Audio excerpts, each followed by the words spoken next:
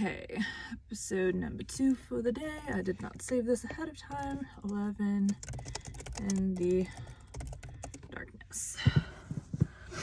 Let's find out what happened next. I mean, he's just gonna talk about himself this whole time. Get a drink real quick.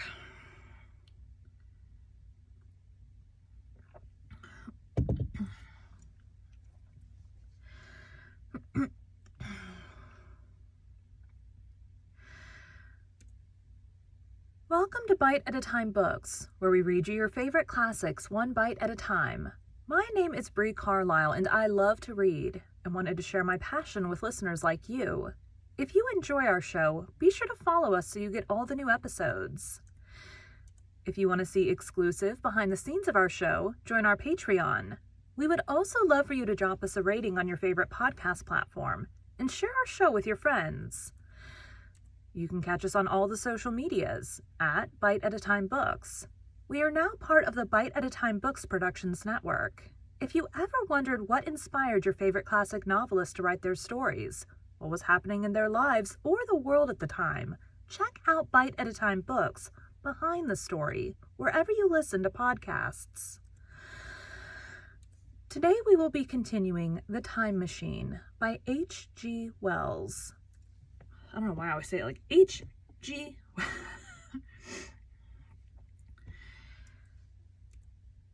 12. In the darkness. We emerged from the palace while the sun was still in part above the horizon. I was determined to reach the White Sphinx early the next morning, and ere the dusk I proposed pushing through the woods that had stopped me on the previous journey. My plan was to go as far as possible that night, and then building a fire to sleep in the protection of its glare. Accordingly, as we went along, I gathered any sticks or dried grass I saw, and presently had my arms full of such litter.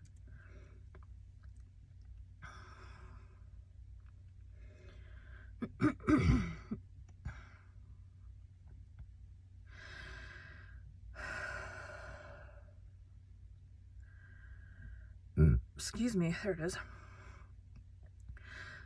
Thus loaded, our progress was slower than I had anticipated, and besides, Weena was tired. And I also began to suffer from sleepiness too, so that it was full night before we reached the wood.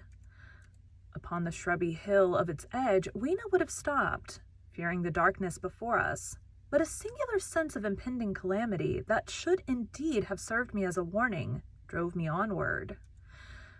I had been without sleep for a night and 2 days, and I was feverish and irritable. I felt sleep coming upon me, and the Morlocks with it. While we hesitated among the black bushes behind us, and dim against their blackness, I saw 3 crouching figures. There was scrub and long grass all about us, and I did not feel safe from their insidious approach. The forest, I calculated, was rather less than a mile across. If we could get through it to the bare hillside, there, as it seemed to me, was an altogether safer resting place. I thought that with my matches and my camphor, I could contrive to keep my path illuminated through the woods. Yet it was evident that if I was to flourish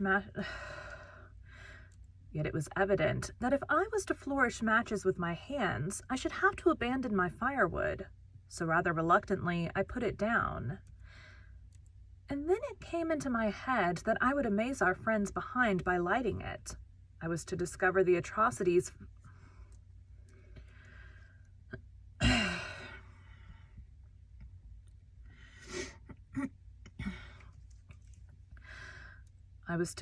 the atrocious folly of this proceeding, but it came to my mind as an ingenious move for covering our retreat. Yeah, let's light something. That's a good way to not get caught. I don't know if you've ever thought what a rare thing flame must be in the absence of man and in a temperate climate. The sun's heat is rarely strong enough to burn, even when it is focused by dewdrops, as is sometimes the case in more tropical districts. Lightning may blast and blacken, but it rarely gives rise to widespread fire. Decaying vegetation may occasionally smolder with the heat of its fermentation, but this rarely results in flame. In this decadence, too, the art of fire-making had been forgotten on the earth. The red tongues that went licking up my heap of wood were an altogether new and strange thing to Weena. She wanted to run to it and play with it. I believe she would have cast herself into it had I not restrained her. But I caught her up and, in spite of her struggles, plunged boldly before me into the wood. For a little way, the glare of my fire lit the path. Looking back presently, I could see through the crowded stems that from my heap of sticks the blaze had spread to some bushes adjacent, and a curved line of fire was creeping up the grass of the hill. I laughed at that, and turning again to the dark trees before me, it was very black, and Weena clung to me convulsively, but there was still, as my eyes grew accustomed to the darkness, sufficient light for me to avoid the stems.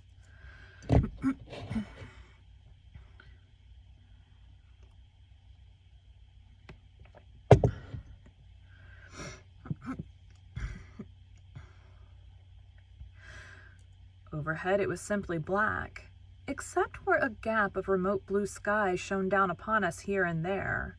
I lit none of my matches because I had no hand free. Upon my left arm I carried my little one. In my right hand I had my iron bar. I don't need to scroll yet. For some way I heard nothing but the crackling twigs under my feet, the faint rustle of the breeze above, and my own breathing and the throb of the blood vessels in my ears. Then I seemed to know of a pattering behind me. I pushed on grimly. The pattering grew more distinct, and then I caught the same queer sound and voices I had heard in the underworld. There were evidently several of the Morlocks, and they were closing in upon me. Indeed, in another minute I felt a tug at my coat, then something at my arm, and Weena shivered violently and became quite still. I have a sneeze. It was time for a match, but to get one I must put her down. I did so, and as I fumbled with my pocket, a struggle began in the darkness about my knees, perfectly silent on her part, and with the same peculiar cooing sounds from the Morlocks. Soft little hands, too, were creeping over my coat and back, touching even my neck. Then the match scratched and fizzed. I held it flaring and saw the white backs of the Morlocks in flight amid the trees. I hastily took a lump of camphor from my pocket and prepared to light it as soon as the match should wane. Then I looked at Weena. She was lying clutching my feet and quite motionless, with her face to the ground. With a sudden fright, I stooped to her. She seemed scarcely to breathe. I lit the block of camphor and flung it to the ground, and as it split and flared up and drove back the Morlocks and the shadows, I knelt down and lifted her. The wood behind seemed full of the stir and murmur of a great company.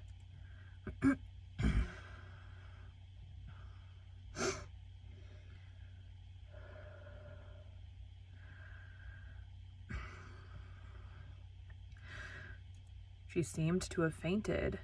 I put her carefully upon my shoulder and rose to push on, and then there came a horrible realization. In maneuvering with my matches and Weena, I had turned myself about several times, and now I had not the faintest idea in what direction lay my path. For all I knew, I might be facing back towards the Palace of Green Porcelain. I found myself in a cold sweat. I had to think rapidly what to do.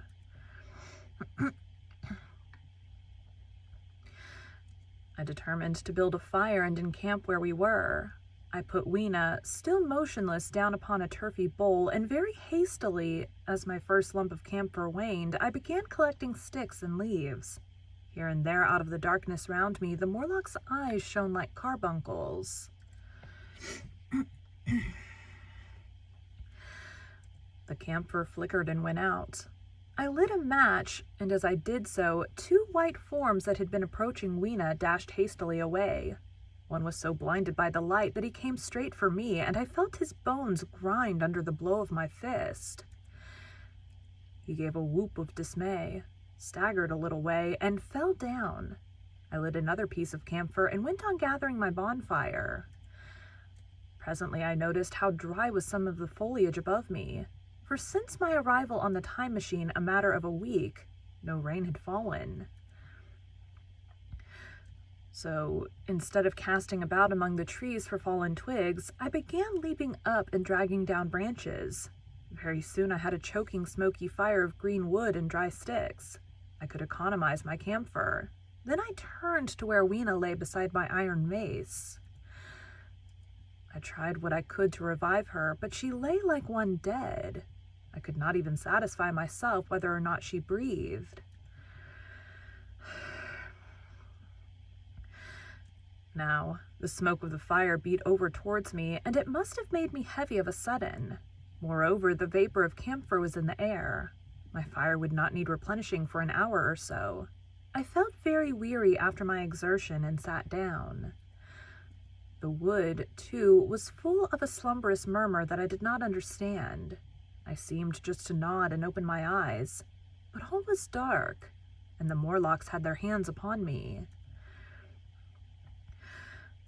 Flinging off their clinging fingers, I hastily felt in my pocket for the matchbox, and it had gone. Then they gripped and closed with me again. In a moment I knew what had happened. I had slept, and my fire had gone out, and the bitterness of death came over my soul. The forest seemed full of the smell of burning wood. I was caught by the neck, by the hair, by the arms, and pulled down. It was indescribably horrible in the darkness to feel all these soft creatures heaped upon me. I felt as if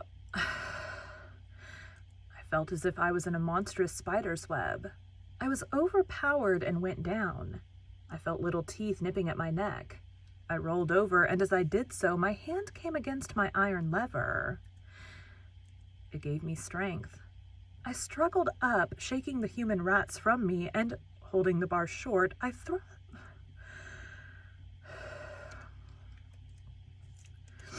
hiccups. Against my iron lever. It gave me strength. I struggled up, shaking the human rats from me, and, holding the bar short, I thrust where I judged their faces might be. I could feel the succulent giving of flesh and bone under my blows, and for a moment, I was free.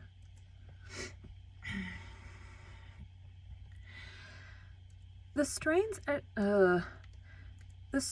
exultation that so often seems to accompany hard fighting came upon me. I knew that both I and Weena were lost, but I determined to make the Morlocks pay for their meat. I stood with my back to a tree, swinging the iron bar before me. The whole wood was full of the stir and cries of them. A minute passed. Their voices seemed to rise to a higher pitch of excitement, and their movements grew faster, yet none of them came within reach. I stood glaring at the blackness. Then suddenly came hope. What if the Morlocks were afraid? And close on the heels of that came a very strange thing. The darkness seemed to grow luminous.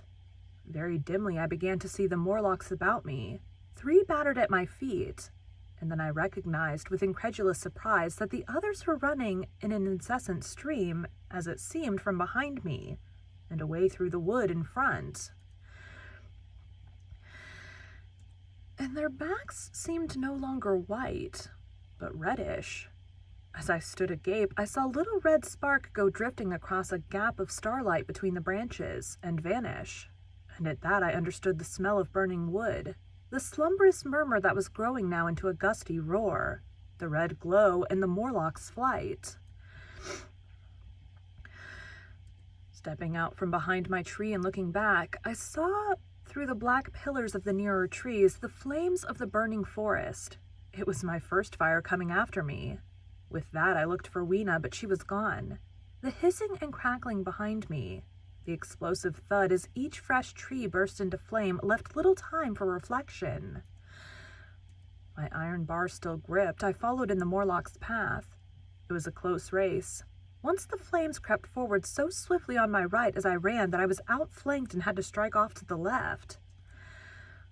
But at last I emerged upon a small open space, and as I did so, a Morlock came blundering towards me, and past me, and went on straight into the fire.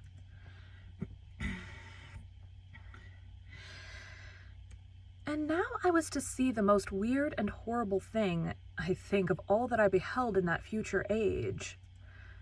This whole space was as bright as day with the reflection of the fire. In the center was a hillock or tumulus surmounted by a scorched hawthorn. Beyond this was another arm of the burning forest with yellow tongues already writhing from it, completely encircling the space with a fence of fire. Upon the hillside were some 30 or 40 Morlocks, dazzled by the light and heat and blundering hither and thither against each other in their bewilderment. At first I did not realize their blindness, and struck furiously at them with my bar in a frenzy of fear, as they approached me, killing one and crippling several more. But when I had watched the gestures of one of them groping under the hawthorn against the red sky, and heard their moans, I was assured of their absolute helplessness and misery in the glare, and I struck no more of them. Yet every now and then, one would come straight towards me, setting loose a quivering horror that made me quick to elude him. At one time the flames died down somewhat, and I feared the foul creatures would presently be able to see me. I was thinking of beginning the fight by killing some of them before this should happen, but the fire burst out again brightly, and I stayed my hand. I walked about the hill among them and avoided them, looking for some trace of Weena. But Weena was gone. At last I sat down on the summit of the hillock and watched this strange, incredible company of blind things groping to and fro and making uncanny noises to each other as the glare of the fire beat on them. The coiling uprush of smoke streamed across the sky, and through the rare tatters of that red canopy, remote as though they belonged to another universe, shone the little stars. 2 or 3 Morlocks came blundering into me, and I drove them off with blows of my fists, trembling as I did so.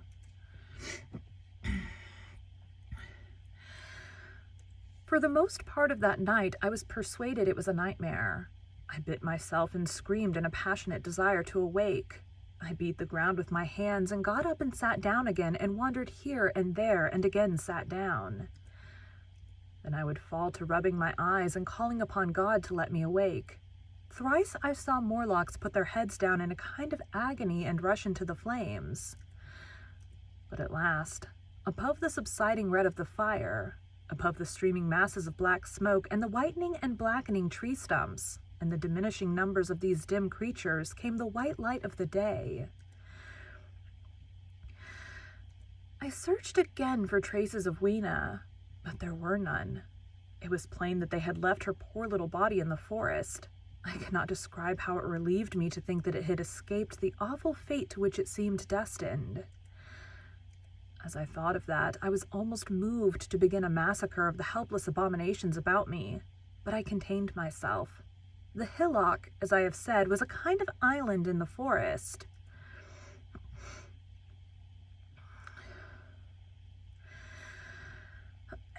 In the forest. Where am I?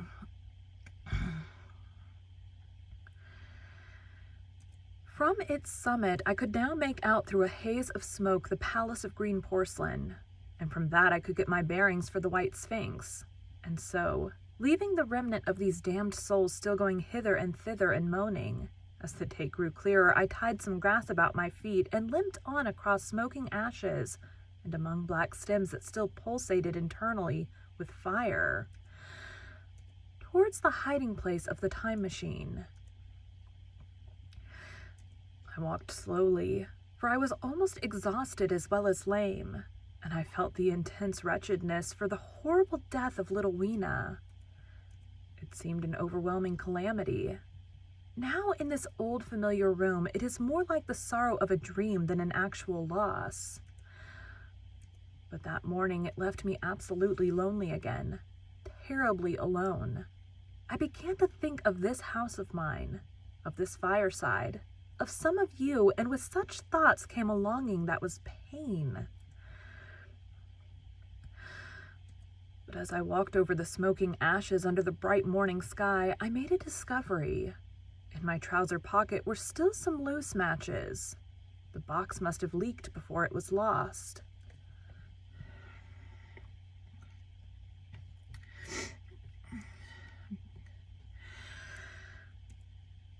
Thank you for joining Bite at a Time Books today, while we read a bite of one of your favorite classics. If you enjoy our show, be sure to follow us so you get all the new episodes. If you want to see exclusive behind the scenes of our show, join our Patreon. We would also love for you to drop us a rating on your favorite podcast platform and share our show with your friends. You can catch us on all the social medias at Bite at a Time Books. Also, be sure to check us on our website, www.biteatatimebooks.com. Excuse me.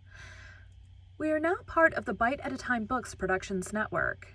If you ever wondered what inspired your favorite classic novelists to write their stories, what was happening in their lives or the world at the time, check out Bite at a Time Books Behind the Story, Tuesdays wherever you listen to podcasts.